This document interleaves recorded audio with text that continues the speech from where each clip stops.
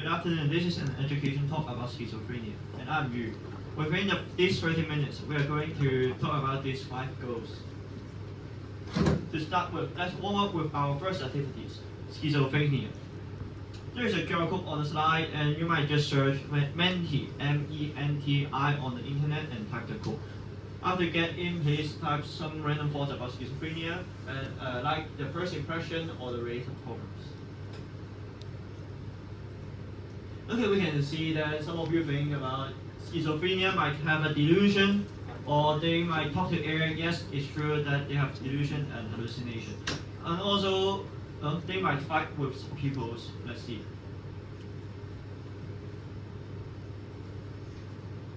Okay. So I'm going to talk about the background of schizophrenia. Schizophrenia is a serious brain disease affecting people's emotion, perception, and thinking. Something important is that schizophrenia does not equal to having multiple or split personality, which is also emphasized by the hospital authority. Schizophrenia is close to you and me.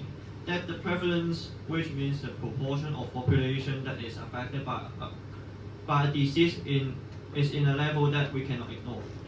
There is 24 million people suffer from schizophrenia in worldwide, 0.3 to 0.75 people suffering from schizophrenia but haven't diagnosed yet.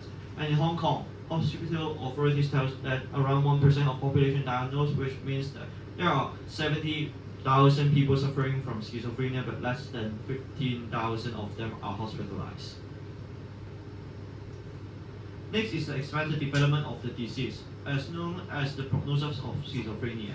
As we can see that schizophrenia has a difficult journey to their way to recovery, but there are also some factors of good prognosis, like good insight, which understand his situation well and listen well to doctor's instructions. There are some risk factors of schizophrenia. People with the under factors have a high risk to suffer schizophrenia, including genetic factors, living in properties, stressful or dangerous environment, and have been exposed to virus or nutrition problem before birth, experience severe brain injury, misusing of drugs. Schizophrenia commonly starts among teenagers and young adults, between 18 to 35 years old. However, till today research, there is still no confirmed cause of schizophrenia was found. And about the signs and symptoms of schizophrenia. First of all, schizophrenia is named as schizophrenia spectrum and other psychotic disorder. The word spectrum means a wide range of signs and symptoms, but not all symptoms were experienced in a patient. According to DSM-5, a handbook of psychiatric disease to diagnose schizophrenia, the person should meet the criteria that there is a disturbance on one or more major areas of functioning and 2 or more symptoms present within 1 month. Before we dig into the signs and symptoms, I would like to introduce positive and negative symptoms first. Positive symptoms mean something abnormal appeared, and negative symptoms mean something disappeared, causing abnormalities. You can understand if positive is sum up and negative is a minus. The 2 well-known positive symptoms are hallucination and delusion. And first is the visual hallucination, which you can see on the PowerPoint slide. There are some black dots on it, and it's a kind of hallucination, visual hallucination that you know that it's not appears in reality. And other example like talking to air. 喂，唔好嘈啦，好嘈啊！唔好再講嘢啦。Unexplained intentional movements. Sudden emotional change. 哇，今日好天氣啊！哇，發生咩事啊？點會咁嘅？ And some example of delusion like delusion of guilt, 啊，我做錯嘢，對唔住啊，對唔住啊，對唔住啊！ delusion of grandeur, 我係最勁嘅，我係最勁嘅。 and erotomaniac 啱 delusion. 啱個男人，喂，啱啱個男人咪中意咗我。 Yes, as we can see, hallucination is false sensory perception not associated with external stimuli. And delusion is the false belief that cannot be distinguished from reality. A patient of schizophrenia might suffering from multiple hallucination or delusion. And the other sign and symptom of schizophrenia are thought disorder that will end up in disorganized behavior and disorganized speech or writing. Negative symptoms including affect flattening, like the picture shown, and losing motivation and social withdrawal.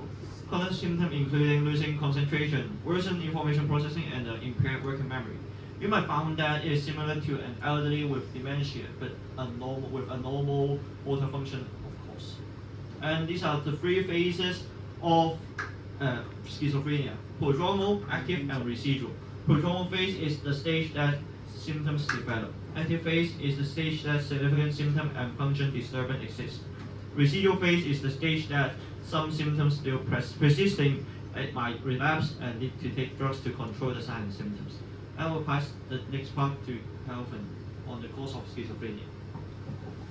I'm Kevin, and this part is do it in my way. I will talk about the dopamine pathway and the neuroimaging of schizophrenia.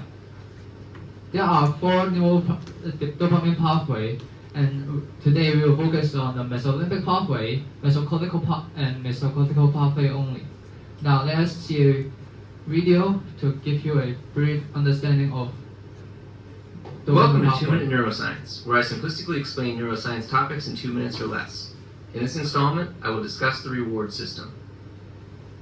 The reward system refers to a group of structures that are activated whenever we experience something rewarding, like using an addictive drug. When exposed to a rewarding stimulus, the brain responds by increasing release of the neurotransmitter dopamine. Thus, structures that are considered part of the reward system are found along the major dopamine pathways in the brain. The pathway most often associated with reward is the mesolimbic dopamine pathway, which starts in an area of the brainstem called the ventral tegmental area, or VTA. The VTA is one of the principal dopamine-producing areas in the brain, and the mesolimbic dopamine pathway connects it with the nucleus accumbens, a nucleus found in a part of the brain that is strongly associated with motivation and reward, called the ventral striatum. When we use an addictive drug or experience something rewarding, dopamine neurons in the VTA are activated. These neurons project to the nucleus accumbens via the mesolimbic dopamine pathway, and their activation causes dopamine levels in the nucleus accumbens to rise.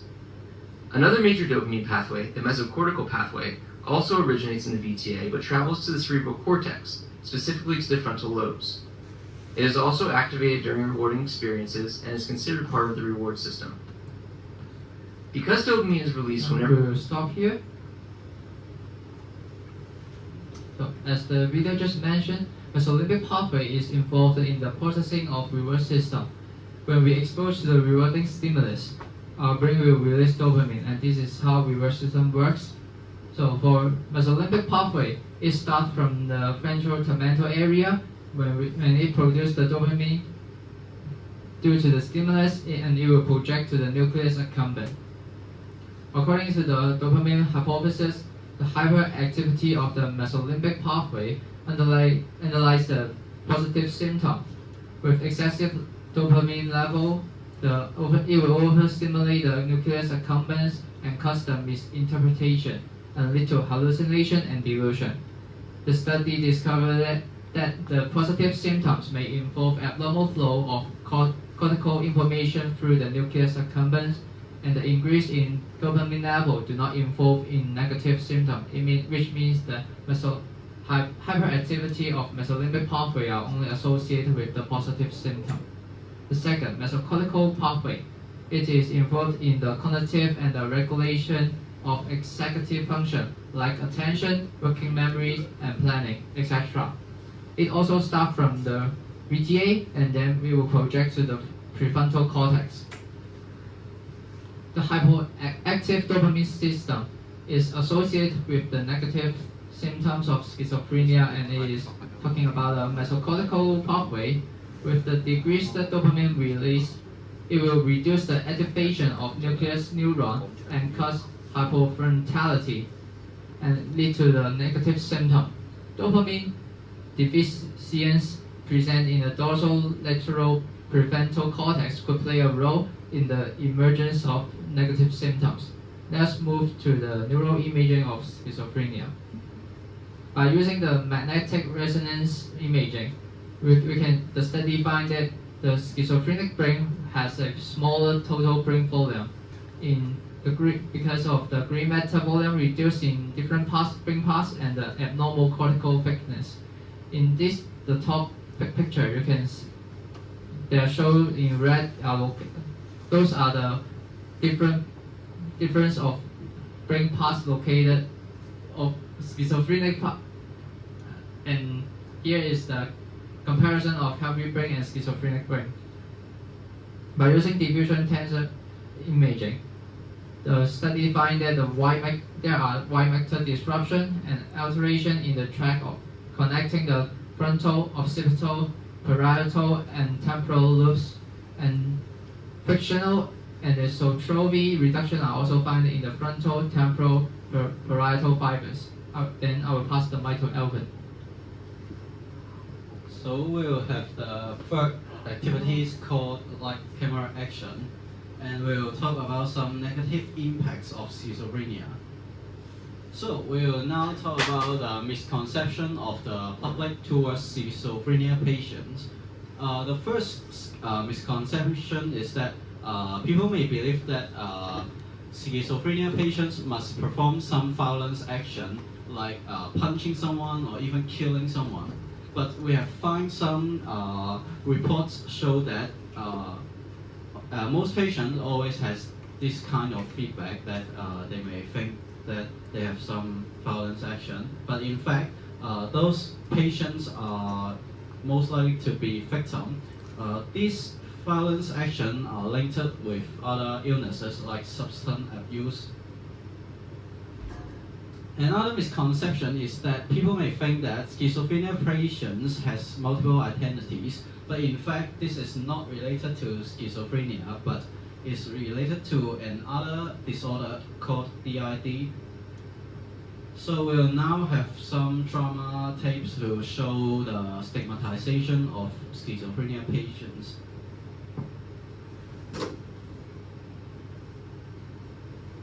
專係精神分裂症患者，以下係佢喺學校同同學同女朋友嘅對話。喂，阿斌，呢兩日搞咩啊？點解 WhatsApp 又唔覆，之後約你做 gym 又唔嚟嘅？忙啊嘛。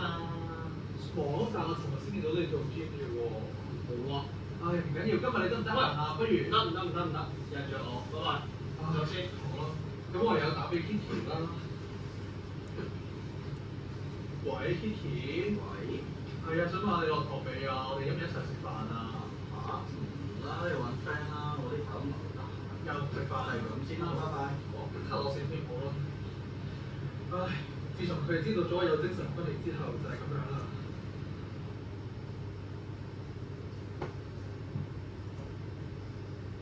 專放學之後去咗水源店度翻工。唉，沖杯奶茶先。哎呀，攞堂未啊？唉，唔緊要啦，照沖啦。唉，我嚟啦！你啲殘疾人士少少都做唔好，都唔知公司請你翻嚟做乜？得閒玩下。唉，咁我冇珍珠啦。唉，唔好理，你過去坐低屋企啦。你陣間唔知道過咗幾耐就大鑊。唉，好啦咁。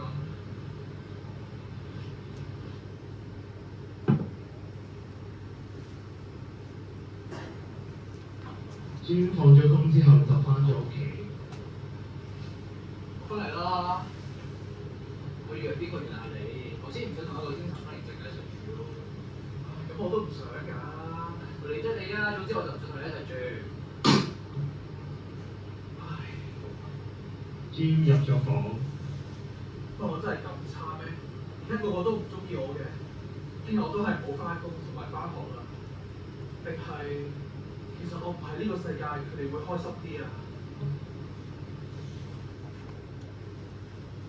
So these three video tapes show that the following stigmatization of the schizophrenia patient. The first one is work-related stigma. As you can see in the videos, Jim worked in a tea shop and received some negative comments by her colleagues. And family stigma, his brother don't like him, and friend and partner stigma. And self-stigma, he may consider some suicidal or social withdrawal thoughts. So here is the negative impact of schizophrenia to the quality of daily life. This may cause some emotional reactions like some emotional distress and social isolation and suicide, as I mentioned. Self-stigma, patient may think they have a lower class or even worthless. And impact on illness is that this stigmatization may cause more severe symptoms. And here's the clinical manifestation of the schizophrenia.